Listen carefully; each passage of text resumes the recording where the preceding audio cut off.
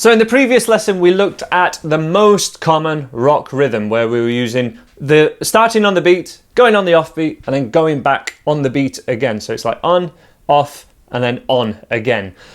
That's the most common rock rhythm. But the other most common thing that just happens in like every good rock riff of the last 50 years, and a technique to add excitement to the riff, really, that's the main focus of this, is doing what I call an early one. And it means that rather than the first strum of your riff being on beat 1, so 1, 2, 3, 4, 1, rather than it being like that, the first beat or the first strum of your riff is on the and of 1. So we get this effect. If I play on the beat, 1, 2, 3, 4, 2, 3, 4, you're expecting it to be on beat 1. But if I do this, 1, 2, 3, 4, 2, 3, 4, 2, 3, 4, 2, 3, 4. That strum happened earlier than you were expecting it, and therefore it literally just drags everything forward and adds excitement. Now this is done very purposefully. You can't add this in just anywhere you like. It's fundamental to a specific riff. A few riffs as an example, just to kind of listen to a couple of songs. If you want to pause this video, just, you know, now quickly search on YouTube like for these songs, or have a listen to them on Spotify or something. Enter Sandman has this pull forward. That first beat is not beat 1, it's on the and of 4. Another Thing Coming by Judas Priest is exactly the same. Start Me Up and by Rolling Stones, and Dirty Deeds. They're the other ones that there were songs that I would listen to. We got tutorials for some of those on my website as well. But they're the songs I would listen to if you just want a reference point to hear that pull forward. And then when we go for more, you know, something like Back in Black on the beat. You know, it starts on the beat. 1, 2, 3. It starts on the beat. So you have these. It's either songs are either one or the other. But this early one, and 2 and 3 and 4 and 1 and 2, 3 and 4. It really adds excitement, and in many ways I've heard this described as the roll part of rock and roll. That pull forward and this playing sometimes off the beat and sometimes on the beat. That's the roll part of rock and roll. That's how I've heard it described anyway, and I really liked that. So how can we do a really simple version of this? First of all, let's go for the E chord again. I love open strings in rock music. Nothing sounds better than that. If you bar it, there's something, because we're not getting the whole length of the guitar, it doesn't quite sound as low and beefy.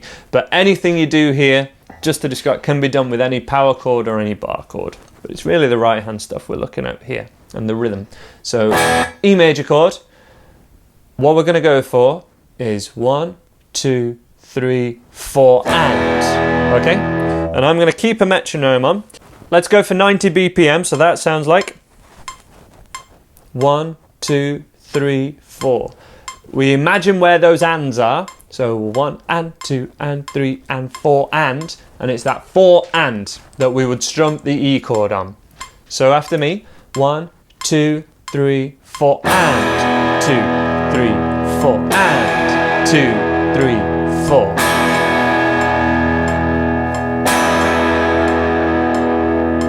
One, 2, 3, 4, and if you just let it strum out there, then what you're playing is perfectly right. And we're just going to do that first with the E power chord. So just play through that one more time before we make it any more complex. In 1, 2, 3, 4, and 2, 3, 4, and 2, 3, 4, and 2, 3, 4, 2, 3, 4. Brilliant. So simple, but it's so effective. Now, so that we can feel that rhythm without the beat or without even counting it, what we're going to do is add some palm muting.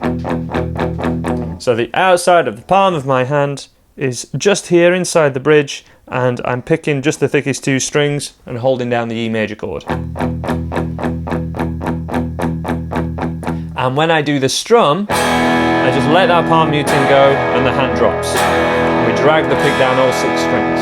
But then there's 2 options here really. We can let it ring, which is perhaps a little bit harder. So if you want to just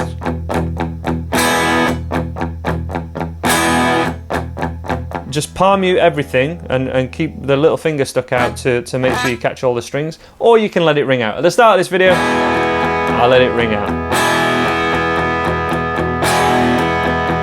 So that's with never muting the thicker 3 strings, or we can mute them just by leaving this finger down.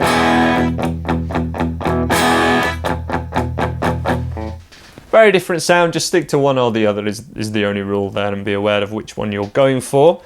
The example here, which is example 6A, which I've named the early one, the easy version, goes like this. 1, 2, 3, 4, and 1, and 2, and 3, and 4, and 2, and 3, and 4, and 1, and 2, and 3, and 4, and 1, and 2, and 3, and 4. And you can see that in the tab that accompanies this lesson, those lines joining the 2 lines of the chord, you know, the chord symbols, is called a tie. So the first one is heard, but the second one isn't, because they're tied together. And we do that because we can't have those first notes going over a bar. Every bar here has to add up to 4 from a rhythm point of view. But that's the simple version.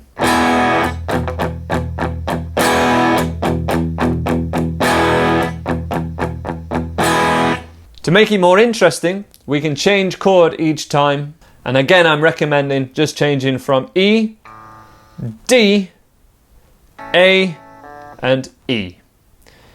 If you prefer, you can do the 1 finger A chord, or you can do the A from my beginner's course. Either are totally fine, but when we're playing the palm muted chugs, we're always just playing the thicker 2 strings of that chord. But what that means is, when we're on the E, we do strum, and 2, and 3, and 4 on string 6 and 5.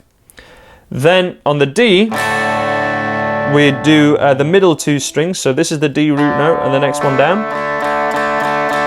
So we'd have, just to show you which strings I'm picking.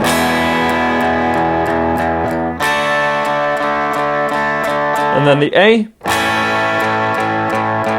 and E. And with the palm muting, as an example, this would sound like.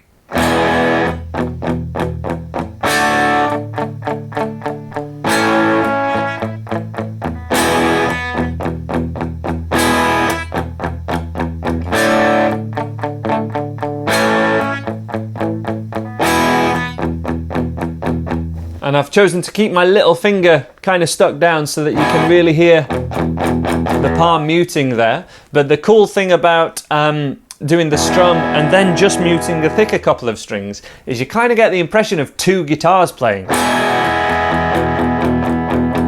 kind of sounds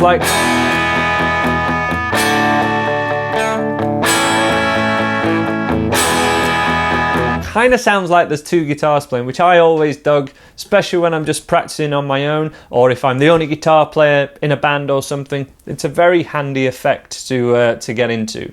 So this one more time, and we're going to do this along to a metronome in a second, so I'll give you guys the BPM to practice it to. One last time as a count in, we are going for 1, 2, 3, 4, and 1, and 2, and 3, and 4, and 1, and 2, and 3, and 4, and 1. 4, 2, 3, and 4, and I will leave it entirely up to you whether you go for the open or whether you cut it off straight away. But either way, you want to be comfortable with both. If there's one of those that is a bit more alien to you at the moment, go for that one. I'm going to let everything ring out because I think it sounds better. We got 90 BPM. Example first. 1, 2, 3, 4, and 1, and 2, and 3, and 4, and 2, and 3, and 4, and 2, and 3, and 4, repeat. And we just repeat, and we'll cycle that 4 times. 4 times is always the acid test whenever you're learning a little riff. Play it along with me. In 1, 2, 3, 4 and 1 and 2 and 3 and 4 and 2 and 3 and 4 and 1 and 2 and 3 and 4 and 1 and 2 and